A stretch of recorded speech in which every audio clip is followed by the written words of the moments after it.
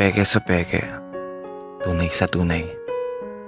Oo, yan ang pananaw na pilit kong isinasa buhay. Sa kabila ng pagiging totoo, sa mundong taglay ang iba't ibang tao na may iba't ibang kulay. Iba't ibang tao, yung ilan may nakatagong sungay.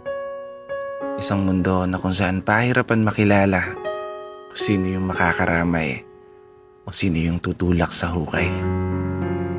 Well, simplihan na lang natin. Kung ayaw mo sa akin, ayaw ko din sa'yo. Kung gusto mo ako, edi gusto kita. Kung nagtitiwala ka sa akin, magtitiwala ako sa'yo. Pero kung galit ka naman, wala akong pake. Kasi hindi na tayo bata gaya ng dati na makikipaghabulan kapag ako na ang taya.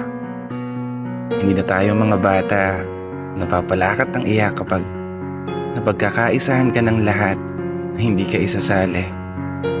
Hindi na tayo mga bata na magmumukmuk na lang sa isang tabi kapag naputol yung tali ang saranggola mo na pinaghirapan mong gawin ng buong gabi. Nakuha mo? Hindi na tayo mga bata magdadamdam ng sobra kapag hindi nabili ang gusto nating laruan. Oo, hindi ka na bata na magkukulong na lang sa kwarto mo kapag hindi ka napapaboran. Hindi ka na bata na magpapaapekto na lang sa mga sasabihin ng ilan. Dahil hindi ka na bata na basta na lang magpapatalo sa nararamdaman. Hindi na tayo mga bata na masasaktan kapag hindi nagugustuhan o hindi nakakampihan. Maging tunay ka sa sarili mo.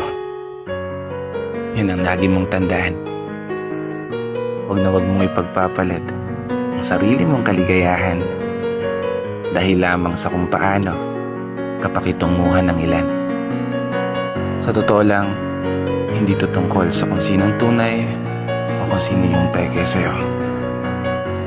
Tinapik lang kita at pinaalala na hindi ka na bata. Kaya gawin mo kung anong gusto mo.